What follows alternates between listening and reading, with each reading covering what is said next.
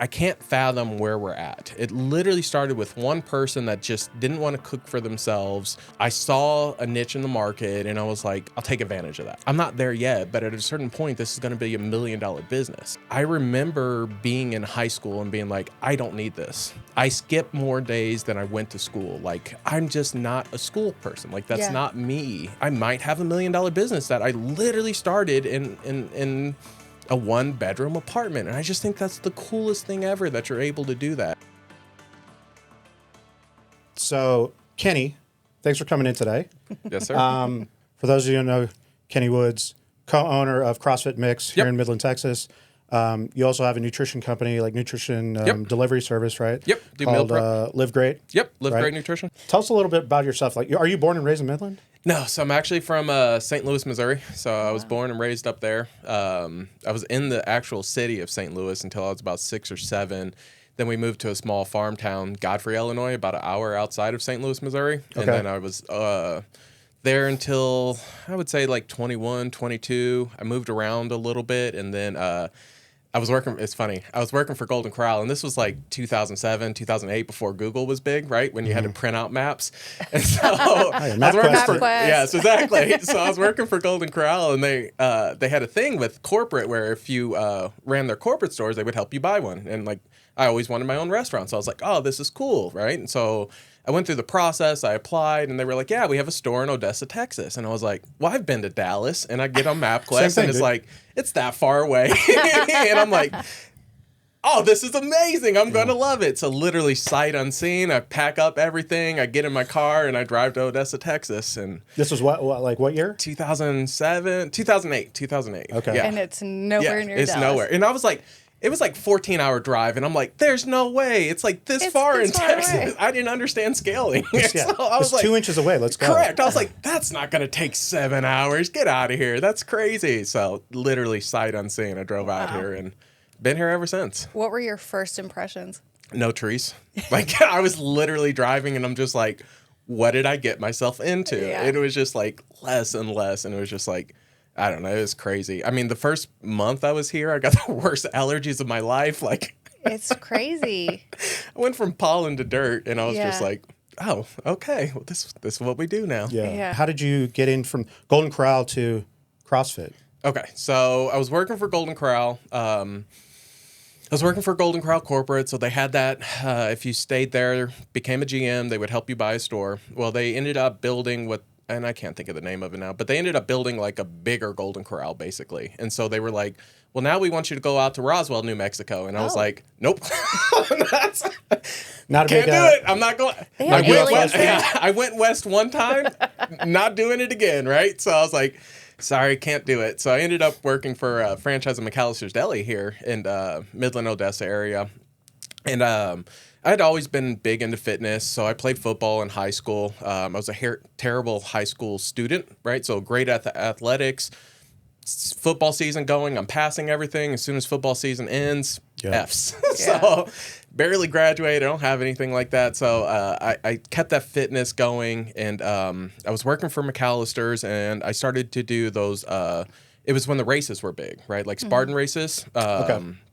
Tough Mudder, that type of thing. So I did the first one. It was like 3 miles, did fine. Did the medium one. It was like 6 miles, did great. I did the last one, which is a 13.5 mile run through all types of stuff in Dallas. I get like 2 miles in, and both legs cramp, and I had to get evacuated out. Like they had to bring one of those big gators to come pick me up, because my legs just, every time I sit up, they cramped, right? And it was the most embarrassing thing ever. And I'm like, well, maybe this football program isn't working anymore for me. So I was like, let me try CrossFit, right? So I go to a CrossFit gym, Basin CrossFit here in Midland. And this was maybe 2014. And I go in there, and I go to an early morning class, and Jarrett Jones was the owner at the time. He got me started with his partner, and I can't think of the guy's name, Jeff maybe. I go into the class, there's like 4 people. There's one guy, one girl, and then Jimmy, who ended up getting me into CrossFit Mix. He was an ex-college football star, so he's just a huge, huge muscle man, right? And so we do this workout, and the girl crushes us. Like, she crushes us. And it wasn't an ego blow to me, but it was like, this is the coolest thing ever, that this big old guy here he got beat and I can bench press 300 pounds and I got beat. And like, we got time caps. So we didn't even finish the workout. Wow. She finished, like, she drank some water. She toweled down. Like, she had all the time in the world. And I'm just like, oh, this is cool. Yeah. Right. So like from that, I was just hooked. Yeah. And I just kind of wrote it out ever since. Was it the football background that, like the competitive side of the football background brought you into CrossFit? Yes. So the competitive side definitely got me into it. So like just being an athlete and having that thing where it's like you're chasing that number again, or you're getting challenged and you're able to grow from it. Like the competitive part definitely hooked. Like I've done so many competitions. I've come so far from where I started. That's definitely how I got into it. And then over time, like, I don't know, I was an athlete for maybe 3 years. And it's funny how I became a coach. So there was two guys that I worked out with, Jimmy and Rodney. They were actually the ones that started CrossFit Mix. And so we would work out early in the morning, and me and Jimmy were the competitive one, and Rodney is just like naturally gifted and strong at everything, but not super competitive. So he helped push us in certain areas, and then he helped coach us too. So I didn't know this, but I thought we were friends, and they'll love that part.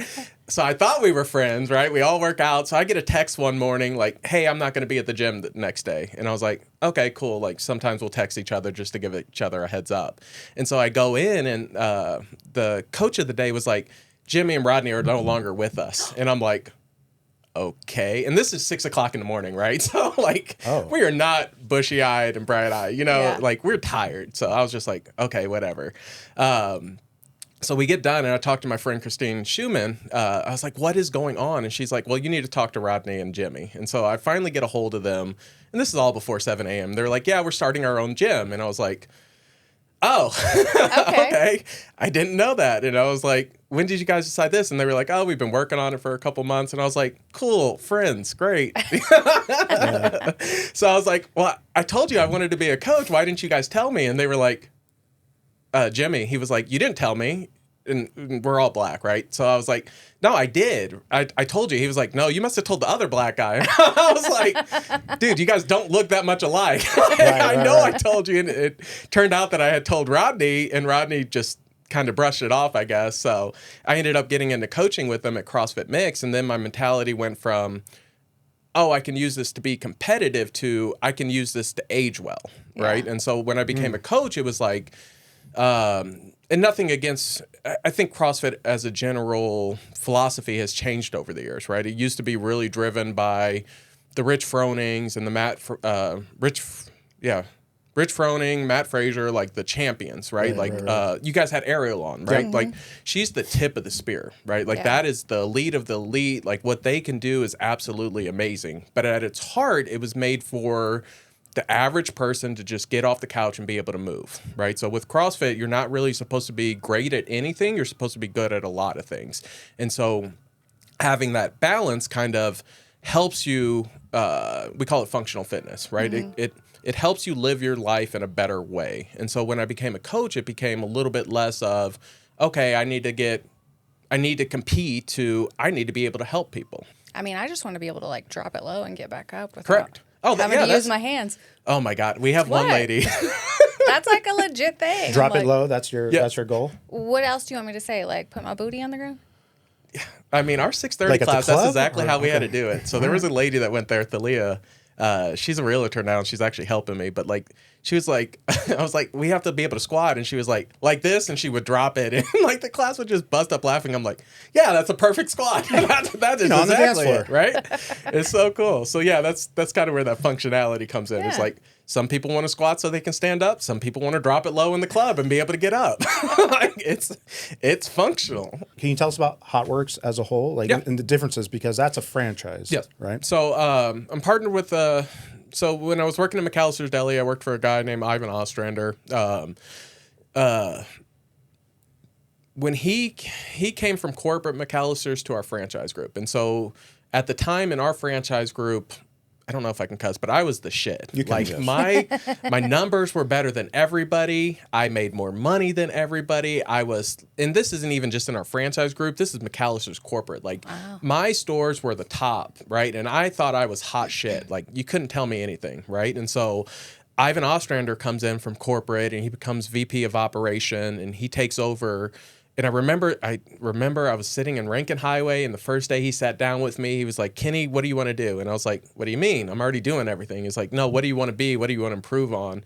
And I was young and inexperienced. I was like, I'm good. I got everything. He's like, well, I'm going to make you better. And I was like, okay. Good luck, dude. What else can you do for me? Right. And so like the whole first year, I just remember everything he wanted to do, I would fight him on it. Like, why are we doing this? I'm already great. Like, no, I don't need to do that. Have the other people do that. I don't need that, right? And at a certain point, like, he sat me down and he was like, people look up to you, and when you fight me, it makes it harder for me to do my job. And I was like, okay, I am being disrespectful in that tone, right? And so my second year of him being here, I just said yes. Whatever your idea is, I'm just going to say yes. I'll give you my 2 cents. I'll put my input in there, but I'm going to commit to what you're saying, right? Numbers got better. And I was just like, this is the craziest thing, right? Like, I love it. This is awesome. And so I took that and I applied it to my life. I was like, well, maybe if I just shut up and start listening to people, it's like I can get better at things, right? And all of a sudden, like, my entire life got so much better. So we ended up selling McAllister's Deli. He sold out. He got into Hotworx. So Hotworx is a 24-hour fitness studio. Basically, we have saunas that have red light therapy in them. They're dry heat. We have TV screens in there that have different programs. So we have cycle, we have rowing, we have blast, we have bar. We have pretty kind of like what we were talking about, right? Like, there's no one way to fitness. There's so many different ways. Mm-hmm. They put that in there, right? And now to your point, when you were talking about, well, personal training is so expensive. Well, they have virtual instruction playing on these videos. So every 40 minutes they loop, every 15 minutes they loop, where you're in this sauna with 2 other people following this instructor, right? And it's like, okay, well, this is interesting. Like, I like this, right? And then so I find out a little bit more about it, and I ended up working for the Kent companies. And at a certain point, my nutrition business started to blow up, and I was like, hey, you're in the fitness space. Do you mind if I sell some meals out of your place? And he was like, yeah, but why don't you go golfing with me? And I was like, okay, well, I know what happens at the golf course.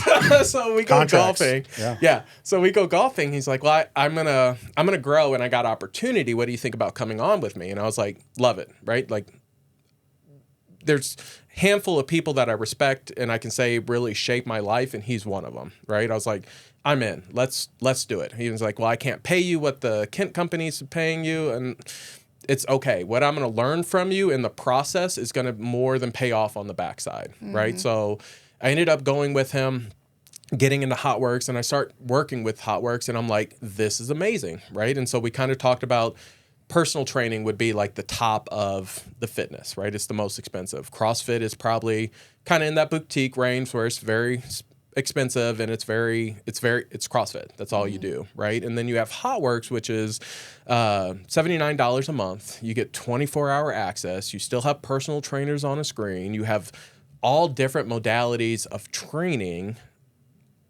I love it. It's great. I'm in. And especially me, like, I'm getting older. I joke that I'm in my 50s because sometimes that's how my body feels. Like, I got up this morning and my Achilles wouldn't move. Like, it was just locked, and I was just like, that's new, right? Ouch. But you go into Hotworx, and it's like that infrared, the dry heat. It's like you can just roll in there, knock out a workout real quick. You still have somebody telling you what to do.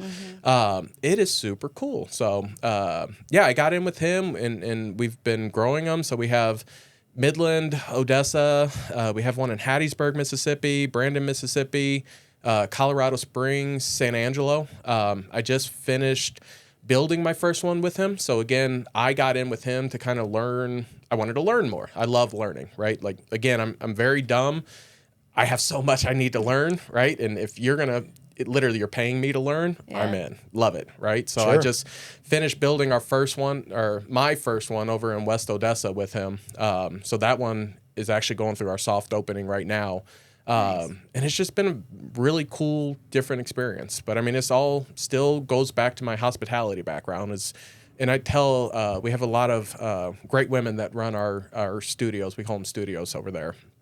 We have a lot of great women that run it, and all I continue to try to do is give back, right? So there's a couple of them that are a little bit older. There's a couple of them that are a little younger, and I take everything that I've been given and I give it to them, right? So if they have problems with their members, I try to coach them, right? If they have problems with their employees, I try to coach them on them. So like literally what I've learned from CrossFit, I just kind of apply it across my life and use that to help spur that part of it too. So that's kind of the Hotworx side of it. Yeah. But can you take back saying that you're dumb? Because you're obviously not dumb. Yeah, I mean, this is it's an incredible story, man. It's like you're still in the same sort of like fitness world, right? You're not going like, oh, I also am a car salesman on the weekends, which I mean, I might. If you were, or I'm selling like junk food down the street. But you're recognizing like you can diversify, and still be in sort of like the same industry. Yep. What is your role in the Hotworx? Like operations marketing? Operations management, basically. Okay. Yeah. So I run the day-to-day operations for him, just kind of take some of the pressure off.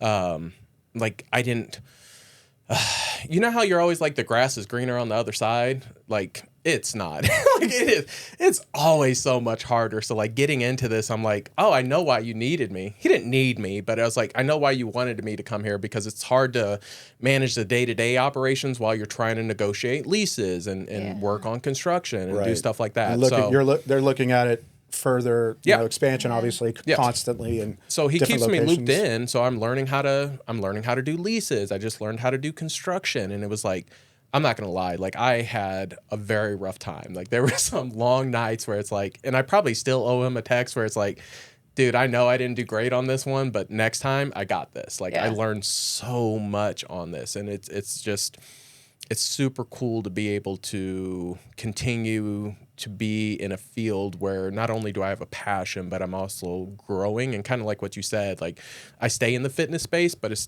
diversifying it and finding different avenues to kind of expand my creative process, my ambitions, I guess you could say. You said earlier, I want to talk about Liv Great, your nutrition delivery service. You said it blew up. Yes. Right? And so doing a little bit of research, I mean, I don't, on the surface, I wouldn't have known that you've blown up, right? Yeah. It's like, I don't even think you have a website. No. Right? Okay, so let's talk about what Liv Great is, and I really want to get into the blowing up side of it, because I'm interested, from the operations and marketing side, definitely. So Liv Great started as Living La Vida Macros, right? So like part of... Again, I'm a sponge. Like I love to learn, right? Like, so one of the things that I learned about business is you're going to find success when you find there's a market that's underserved, right? So one of the things that I got into with fitness was nobody ever talks about nutrition, right? And so for me, and again, I was 208, and I'm sorry, I'm long-winded. I apologize. So welcome to the club, dude. At my height, So at my height, I was about 280 pounds, right? And at one point, I remember I was driving home from work, and I felt my belly go over my belt loop, and I was like, I'm overweight, right? Coming out of high school, you don't know, remember high school, you could eat whatever you wanted. You don't you realize were good. it. It's going to catch up to you. 3 cheeseburgers, no problem. Talk about whatever, dude. Yeah. My diet was like powdered sugar donuts, Dr. Pepper, and whole milk. Yeah. And Swiss cake rolls. Yeah. And I was like 105 pounds. Correct. Nothing, right? Yeah. It melted off of you. And at a certain point, it catches up. So coming out of high school, I still ate the same, didn't exercise really, gained a bunch of weight, right? So my first diet, I'll never forget, it was a Subway diet. I did $5 footlongs, and I ate cornflakes with skim milk, like literally for 8 months, right? I lost like 30 or 40 pounds, and I plateaued. Fast forward a couple years, I've done every fad diet, right? Yeah. Every fad diet. I get into CrossFit, I learned about the zone diet. From the zone diet, I learned about macros. And so what macros are, and essentially just so everybody knows, is like if you want to lose weight, you have to burn more calories than you bring in, right? Science. And so every diet it's kind of like fitness. There's no best way to do it. If you do keto and you eat less calories than you bring in, you're going to lose weight, right? If you want to go Mediterranean, if you want to do any of them, they're all the same, right? Mm-hmm. So what I liked about macros was it's still a caloric deficit to lose weight, but you're still able to eat your normal food. So you can eat ice cream, you can eat pizza. You just have to know that if you only get 1,800 calories a day and you got to hit certain numbers, if you eat pizza, it's going to take a big chunk. You sacrificed it. You're probably going to have to eat a chicken breast for dinner, but you were still able to eat pizza, right? So I like that you could play with it. It was more livable, right? So I get into fitness. I'm starting to coach. I learn about macros. I go from about 220 pounds down to about 180, right?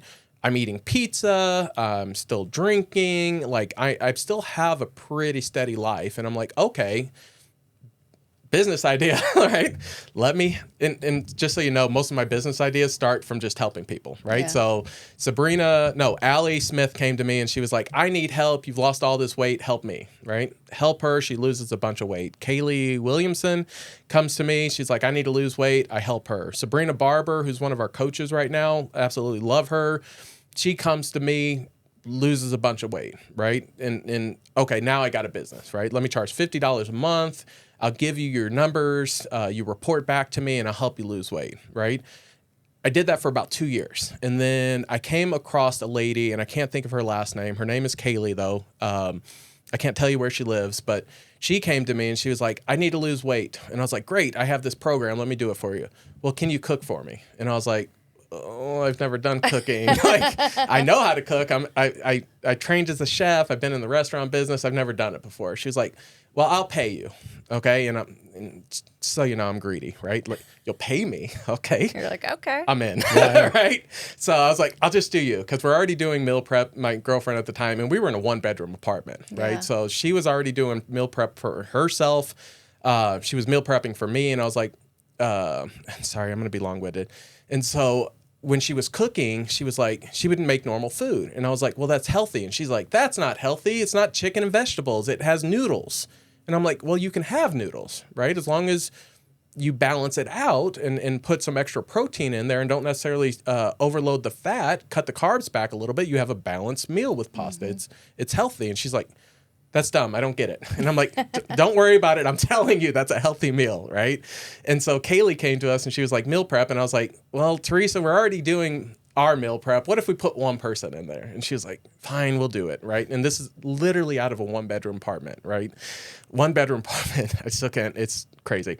So we start with her, and then I was like, well, somebody else wants meals, right? And she's like, well, I don't know. I was like, let's do it, right? So sure. I got number 2 on there, and then eventually 2 became 5, and then 5 became 10, and it was like, okay, we need a bigger space. So we moved out of our 1-bedroom apartment. We bought a house. And the whole idea with the house was we want to be able to meal prep out of it, right? So we get a little bit bigger and we hit a certain point and it's like, okay, we can't do this out of our house now. We got to go to a food truck. So we ended up in a food truck. And then from there, we're like, well, we're outgrowing this. We have to go to a ghost kitchen. So now I'm in a ghost kitchen and outgrowing that. So like currently I'm looking for a commercial space to do this. And I kid you not, I was talking to my mom last night. I was like, I can't fathom where we're at. It literally started with one person that just didn't want to cook for themselves. I saw a niche in the market and I was like, okay, I'll take advantage of that, right? Yeah. Extra $100 a week is great for me. You know what I mean? And it's grown to this thing where it's like, I'm not there yet, but at a certain point, this is going to be $1 million business. And again, like you told me not to call myself dumb, like fine, I'm not dumb, but I remember being in high school and being like, I don't need this, right? Yeah. I remember graduating. I got my transcript from high school and it said 1.7 GPA. Like I skipped more days than I went to school. Like I'm just not a school person. Like that's not me. And like, growing up, my mom was always hounding me, like, you have to go to college. Like, you have to go to college. And I was like, no, I don't need to. I'm going to be a chef, right? And then did really good there. And I was like, I don't need that. I'm going to be a restaurant person. And she was like, at a certain point, you're going to need that college degree. And I don't know if I'm just that hard-headed or that ambitious. It's probably a little bit of both. But I was like, I'm going to find success because I'm going to work hard. I'm going to do what I need to do, and I'm going to make it happen. Mm-hmm. You know what I mean? And so, like, I was talking to her last night, and I was like, you remember you used to tell me that I always needed college. And she was like, yeah, I forgot about that shit like 5 years ago because I knew you weren't going to listen to me. Right, yeah. And you just kept making it work. And I was like, I might at some point, knock on wood, like I might have $1 million business that I literally started in a 1-bedroom apartment. And I just think that's the coolest thing ever that you're able to do that. And kind of to your point, like I've always been, I read so many books and I watch so many motivational videos. And there's always like that one point where every entrepreneur is like, I took that risky step. You know what I mean? And that's where I changed. And I'm kind of getting to that point where it's like, I have to take that next step because just from what I do organically, and all I do is Facebook, and I do 3 posts a day, right? On Instagram and Facebook. That's all I do. And then word of mouth. And I've literally year over year doubled this thing every single year. And again, at a certain point, I'm going to hit $1 million in sales, right? And it's crazy to me that you're going to get there, but it's like, okay, how do I temper that growth, or how do I get ready for that next step? And it's like, I am at that pivotal point where it's like, I have to respect this as it's not a hobby anymore. It's a legitimate business, and I have to put that effort in there. Otherwise, I'm going to underserve the community that I say community, but the group of people in, I'll say community because I truly feel like I'm in service of them, right? They go out, they work hard, it's their money, they're choosing to give it to me. I'm not taking that for granted. I want every meal to be great. I want to be different. I want to have our service levels impeccable. Like, people get mad at me all the time. I'm always on my phone. Like, if you message me at Sunday, because we cook Sunday, right? If you message me Sunday, like, hey, you got some extra meals, and I'm up, I'm going to go look in the fridge and I'll tell you what I have, just so that, like, that's my dedication to this. That's my dedication to service. So that's kind of where I started. It started with just a dream. It wasn't even a dream. It started with, I saw a niche in the market to help people lose weight. Had one lady, and I can never thank her enough. Her name's Kaylee. Like, she just pushed it to like, hey, I really don't want to cook. You do it for me. And to be, and every year on our anniversary, so we'll hit 3 years in November. Every year we're just like, I love you. Like, you're amazing. You did this for us. I hope you know how much we appreciate you, because none of this would have been happy if you wouldn't have pushed. Yeah. Hey, can you just make me 10 meals a week? That's crazy. Yeah. To hear $1 million sales coming up on, what's that? I mean, you said you obviously you went from the 1-bedroom house, ghost kitchen, food truck, ghost kitchen. Yep. Look for something else. So like, what does the operation look like today? So right now it's out of the ghost kitchen. So we have coolers. We have a restaurant that doesn't cook on the weekend. So we take over on the weekends, basically use their spot. I have all my certifications. I got all my things. Like, I've been in the restaurant 20 years. Like, I know how to do all that stuff. So we go in, we knock it out, and we're out of there. It's like we're never there. When you say we, how many people were you talking about here? So it started with 2 of us. I think I counted last week we had 12 employees helping us. Okay. And then this week I put out an ad because I was like, I do all the deliveries, right? Me and Teresa split deliveries. So I had to put out an ad for more drivers, because literally we will start at 7 a.m. We'll finish cooking around noon. The food has to cool off until about 4. And during that time, I'm like messaging people and, hey, your food, collecting money, all that stuff. 5 o'clock, we'll start delivery. I didn't finish delivering until 10 o'clock last Sunday. So I literally, for the last couple months, like 7 a.m. until 10 p.m. on Sunday, wake up at 4 a.m. on Monday, start delivering, because I want people to have their food. Like, I'm service, right? I want people to have their food so that when they go to work, they have their food. So I wake up at 4 o'clock on Monday mornings, and we deliver food to people's doorsteps that aren't home on Sunday, so that when they go to work, they have our meal in their hand. Yeah. I'll deliver all the way until about noon on Monday, and then I'm done for a day and a half. And Wednesday I send out the menu again and start the whole process over. And no website. No website. I need to stress that. You have no website. Yes. I mean, was there a reason for that? Or, I mean, like, I wanted to temper growth. So I was like, if I don't do a website, 1 million people can't go in. And, websites, you can put certain limitations on there, right? Of course. I was like, if I don't do that, I can temper this growth, because I wanted to keep everything organic. It's always been a side hustle for us. You know what I mean? It's never been the main thing. It's all through DMs and texts. DMs and text. That is it. Yeah, that sounds like a nightmare. There's 173 people on my list right now that I message. You get 2 messages a week from me. to start out. I send 173 people, and I'm going to automate this at some point. Because It's not automated either? It is not automated. Dude, we got to talk, bro. Yeah. Okay. So I do it all by hand, right? Yeah. So, but it's the growth, right? So like a month ago, I was at about 100 people. And then this past month, I'm at 173. And we're going on year 3, so I kind of know trends. So right now, we're on an upward trend until about Christmas, holiday season, Christmas parties, buying gifts. Like we slow off then. And then obviously New Year's, we take off again. June, kids are out of school, family vacations, we slow down again. August, school starts back up. It's a cycle, right? I kind of have that down. I was not expecting the growth this year, to be honest with you. So I was like, I can still handle this. Everything will be fine. No, it wasn't. It was like, and it makes sense though, right? So if you're doubling every year, and let's say I had 20 people 2 years ago, well, then it's 40. Well, now those 40 double, right? Yeah. Now it's 80, 160. I forgot about that part of the math. I'm just like, oh, we're going to double. That means 20 more. And it's like, no, you're doubling 80 now. So that's another 80 on top of it. Yeah, it's getting squared. Yes. What about like people coming to y'all to pick up? Like, can they do that? I don't do that yet. So I do have a pickup at CrossFit Mix because we use the ghost kitchen. And that's what I kind of go back and forth on. So again, I've been in the restaurant business long enough. Taxes eat a lot of the money. Yeah. Employees eat a lot of the money, and I overpay too. So one of the things that I'm very grateful and fortunate to be in this spot. I try to get back as much as possible. So I all my employees make at least $20 an hour, right? Because I just feel like that's what they deserve, and they appreciate it, and we get a great product out of it, right? So labor, taxes, equipment, electricity, all that stuff eats it. So what I was always afraid of is doing a storefront, right? And kind of like what you were talking about with the diversifying. I hate wasting money. And every time I learn something new, so at the Ken companies, they do a great job of kind of keeping everything in-house. And like one of their businesses services another, right? So I was always afraid of doing a commercial spot because it's like, okay, I'm going to pay somebody $2,200 to have this commercial spot. Yeah. That's their money. Like they own the bill. I'm paying their mortgage on it. I'm just like, I know it's part of doing business. I can't sleep at night with that.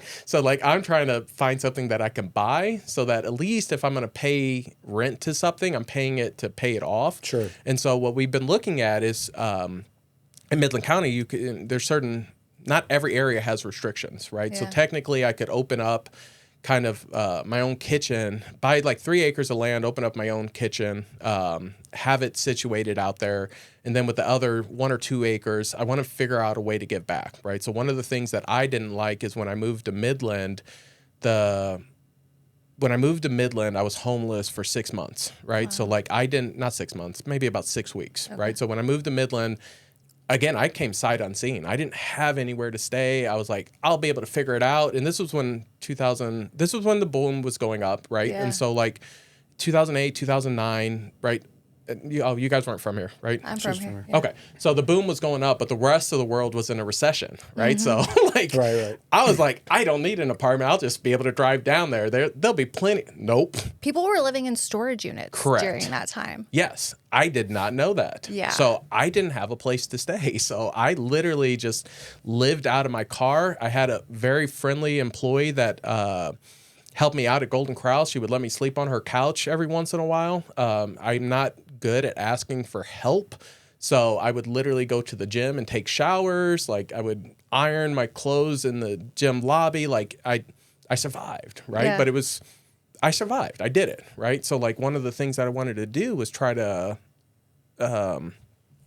give back to the community some way. So like that's one of my ideas is like, why am I going to pay $2,200 to $3,000 to lease a space to pay for someone else when I could just buy a parcel of land, build my little spot that I need, and like maybe set up the back area so that you can set up a couple trailers so that if a family was in need, because again, I don't need the money, right? Yeah. So if a family was in need, I can rent it to them for $200-$300 or give it to them for a month. I don't know. Yeah. Like that's kind of where my mind goes, and kind of like what you were talking about. It's like diversifying. So like how many different avenues can I create for myself?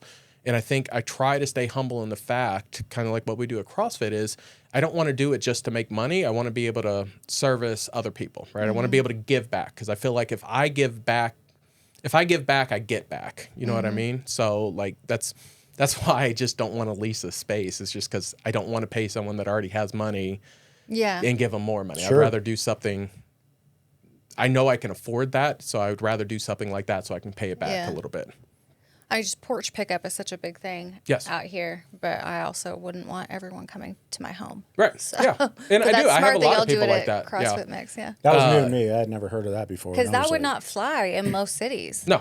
They'd see like a bunch of bags sitting outside and they're like, neat, thank you. Correct. And there's a lot of people that are like that. I always give the option. Like I can deliver it to you Sunday, or you can pick up at CrossFit Mix on Monday. And some people are like, I'll figure out a way to pick it up. Great. Can you deliver it to my work? Sure. That's kind of limited, but and then some people get it at their house. And again, that's not my goal to figure that out for someone. I just want to provide that service so that instead of them having to make a decision of when can I get over to Kenny's place to get my meals, it's if I'm okay giving him my address and him dropping them off, then it works. You know what I mean? And again, that's part of my growth. It's like that is a huge service that you don't necessarily get.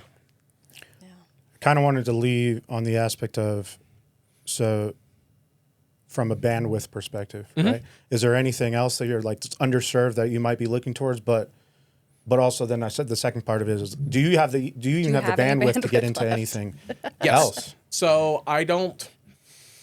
You don't sleep, I feel like. I don't, no. Somebody asked me that the other day. One of my studio managers, she was like, when is your day off? And I thought about it and I was like, I don't really have days. I have hours. Like I have like from 3 to 4 on Monday, and then from Tuesday from like 8 to 10. It's like my time. Like, but that's how you know you're an entrepreneur. Yeah, right. And it's like every time, like, because if you ask 10 people about me, you're going to probably get 10 different answers, right? So like some people think I'm an asshole. Some people think I'm stuck up. Some people think I'm selfish. Some people think that I give too much. Some people think that I'm workaholic. Some people don't think I work enough. Like everybody kind of has a different opinion of me. And like the more I find out and read and learn about entrepreneurs, it's like you kind of need that. You know what I mean? Like it's, oh, you guys had that lady, you just released that podcast last week, I think it was. And the lady was like, you have to be selfish. And I was like, I wish I would have heard that 10 years ago because it's so true. Like if you truly want to be an entrepreneur and be on your own and do all this stuff, like you have to be selfish. And I have a great support system. Like my mom, I love her to death. Like, again, she used to hound me every time I talked, you need college. Mom, I got this promotion. I got this raise, right? I'm doing this. I remember calling her. I got promoted to director of operation at the Kent Company. And I called her crying. I was like, I didn't even think this was a title, right? Like in my mind, I was going to be a cook, maybe a kitchen manager, and I'm a director of operations. Like, Mom, this is amazing. And she's like, you still need school. I feel like we have the same mom. Dude, yeah. And like at a certain point, she was just like, no, you got this. You know what I mean? And it's like, when you start reading about these people, like these successful entrepreneurs, it's like, even like Michael Jordan, the documentary, they were like, he was an asshole teammate. I hated him in the moment, but afterwards I appreciated him. Like I've gotten that before. Like I have a lady named Debbie Hines, Joey Hilger, and Debbie Moran. Like they have been with me forever, and they all kind of started out as just normal people, and they've been able to elevate their careers, and they followed me all over the place. All the different places I went. Debbie Hines, I was just talking to her the other day. She started out with me. Okay, so Debbie Hines started with me as a cashier at McAllister's Deli on West County Road. She didn't have a driver's license, so I couldn't make her a manager. She had like thousands and thousands of dollars of tickets to pay off, right? So she paid them off. She became an assistant manager. Then she became a GM. And then from a GM, she became a regional director. And now she's working on becoming a huge corporate trainer for Dairy Queen. And it's like, when I met her, she was just a 35-year-old mother that was a cashier. And now she has that. Like, that's awesome. And she always tells me, she was like, I didn't like you. Like, I thought you were an asshole. Like, you were so mean. You were so strict. Thank you. And I'm just like, what do you mean, thank you? And she's like, I understand why you did it because you were pushing me to be better. You weren't going to let me rest and settle for average or take time off or take shortcuts. Like, you always push me to be better. And I was like, that makes me feel better because it makes stories like that. And to be honest with you, I used to be motivated by money. I'm not so much anymore. Like, being able to help somebody like that to advance their career and create things, and hopefully she's giving back to other people.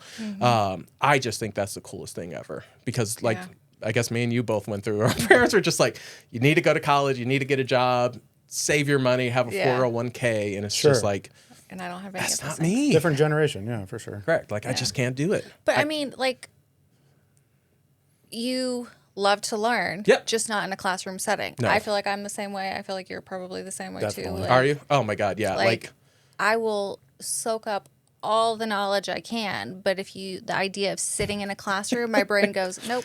Yep.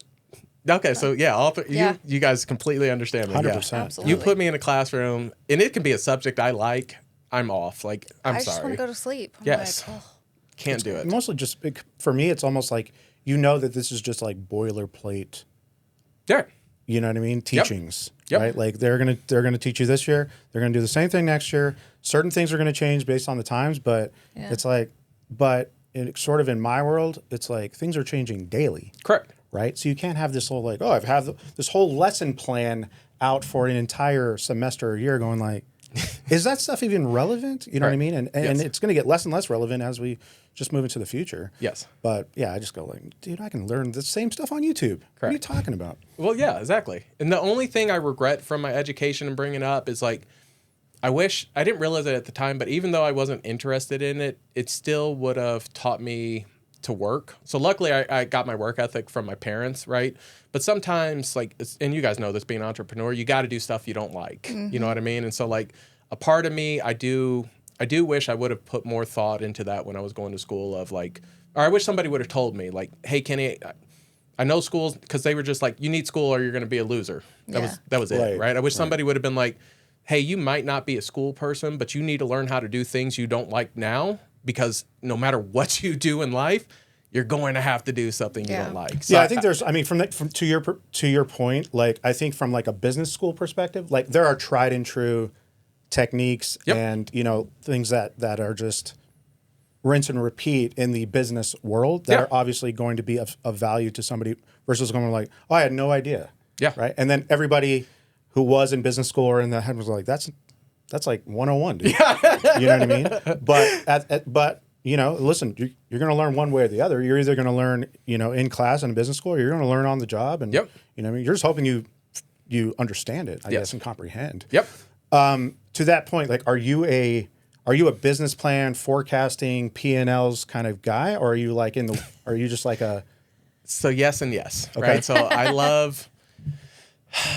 love numbers in the sense of they tell a story, right? So like, again, you can have 10 people and you ask 10 people about me, they're going to give you 10 different answers, right? Like, I feel like businesses do that. Like, I feel really good about this and I feel that and I feel that. And it's like, I've never, growing up in the business, like I own my own now, right? But like growing up in the business, I had a lot of mentors. They were like, well, we can't pay our bills with good feelings. Like the electric company doesn't say like, hey, your projections, I know you're projecting more sales next month, so don't worry about paying us this month. Right. Like, they want money. You know what I mean?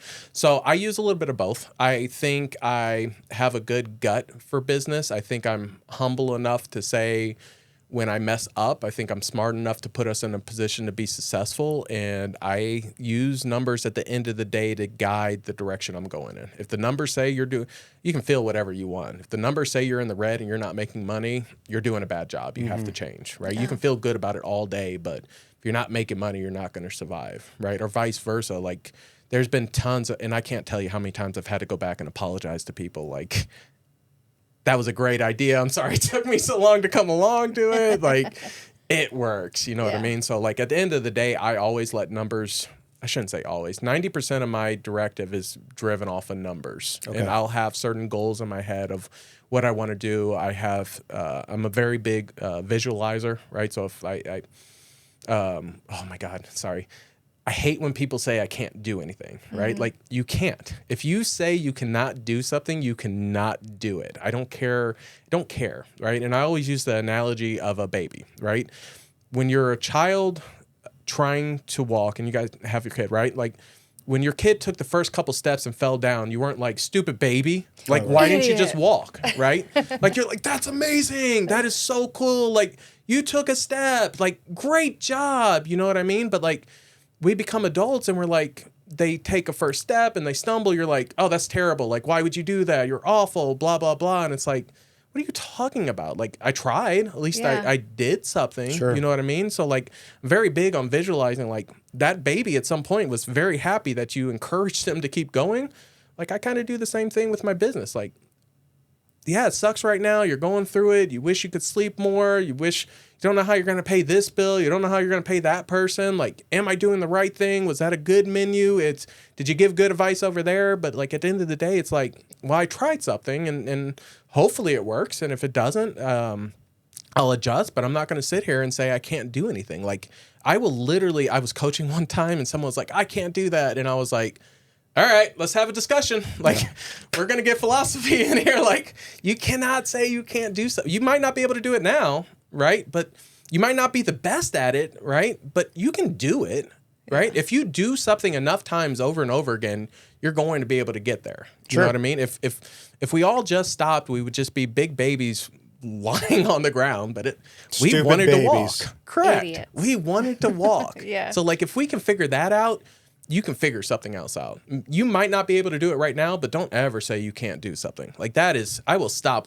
I've literally been out in public, heard somebody say that, and like, Kenny, don't talk to them. Like, they don't need you to preach right now, buddy.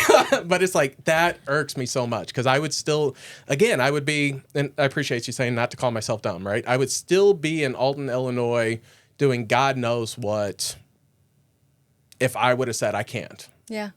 Yep.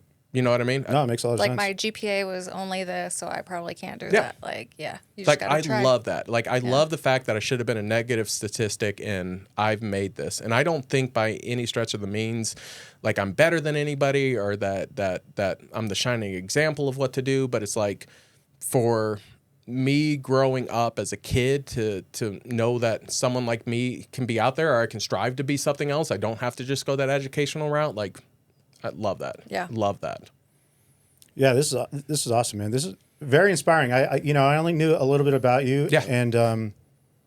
And this is very inspiring even to us. I mean, just kind of hearing that, you're multifaceted, multi-channel, and doing very well. And appreciate it. We appreciate you coming in today. Is there anything that you wanted to push or anything? We make sure we hit. We'll do all of your links and things like that. Will be in the description. Not to websites, though. Nah, not the website. Yeah. CrossFit Mix and Hotworx have a website. For sure. Liv Great Overview. Yeah. But no, it's not so much me pushing out. It's just hopefully somebody hears my story and uses it to get a little bit better. Yeah. I think Ace.